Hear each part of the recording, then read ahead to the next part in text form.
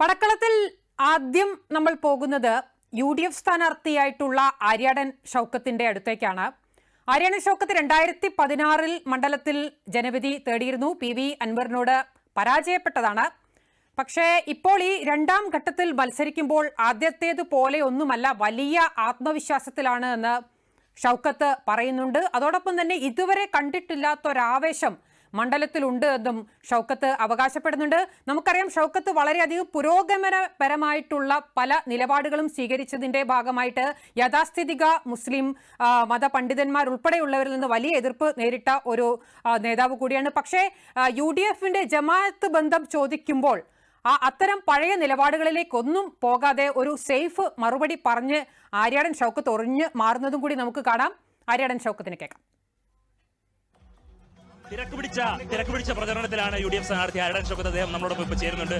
എങ്ങനെയുണ്ട് തെരഞ്ഞെടുപ്പ്? ഒരു കാലത്തുമില്ലാത്തൊരു വലിയ ആവേശ തിരയിളക്കമുണ്ട്. പ്രത്യേകിച്ചും ഈ നിലമ്പൂർ കഴിഞ്ഞ 9 വർഷമായി അനുഭവിക്കുന്ന ഒരു അവഗണന, അതിനുള്ള ശക്തമായ പ്രതിഷേധം മാത്രമല്ല,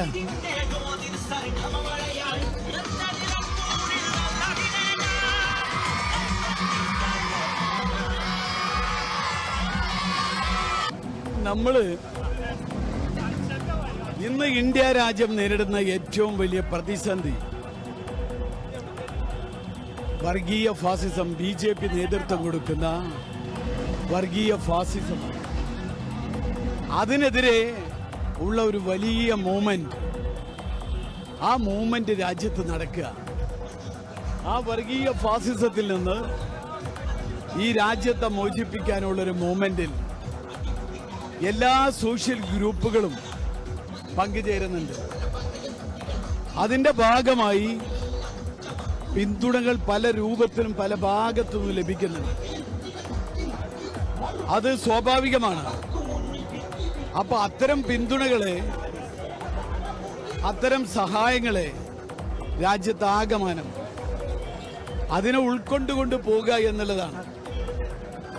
ഇന്ന് രാജ്യത്തെ പ്രധാന ശത്രു എന്ന് പറയുന്ന വർഗീയ ഫാസിസ്റ്റുകൾ. മാത്രമല്ല, ജമാഅത്തെ ഇസ്ലാമിയെ സംബന്ധിച്ചിടത്തോളം ജമാഅത്തെ ഇസ്ലാമി ഇടതുപക്ഷമായിട്ട് കൈകോർത്തിട്ടുണ്ട് കഴിഞ്ഞ കാലത്തൊക്കെ നിരവധി തവണ.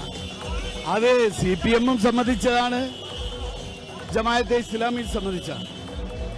അപ്പൊ CPMന്റെ നിലപാട് എന്താണെന്ന് വെച്ചാൽ, CPMമായി സഹകരിക്കുന്നവർ മതേതരവാദികളാവും.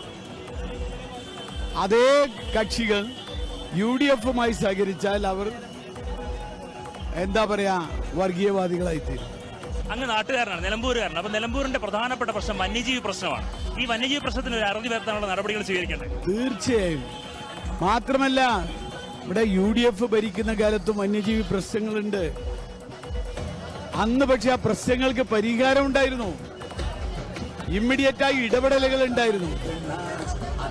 ഇപ്പം ഒരു പരാതി പറഞ്ഞാൽ പോലും, സംഭവങ്ങൾ ഉണ്ടായാൽ പോലും അത് തിരിഞ്ഞു നോക്കാൻ, അതിന് പരിഹാരം കാണാൻ ആളില്ല. അതാണ് നമ്മുടെ ഏറ്റവും വലിയ പ്രശ്നം. എന്തായാലും വളരെ ശക്തമായി UDF സ്ഥാനാർത്ഥിയുടെ പര്യടനം നടക്കുന്നു. വാഹന പര്യടനമാണ് നടക്കുന്നത്. പഞ്ചായത്തുകളിലേക്കെല്ലാം സ്ഥാനാർത്ഥി എത്തുന്നുണ്ട്. വളരെ ആവേശത്തോടെയാണ് പ്രവർത്തകരും സ്ഥാനാർത്ഥിയെ സ്വീകരിക്കുന്നത്. നിലമ്പൂരിൽ നിന്നും ക്യാമറമാൻ ജയകുമാറിനൊപ്പം PS അനന്തു, ദൂരദർശൻ ന്യൂസ്.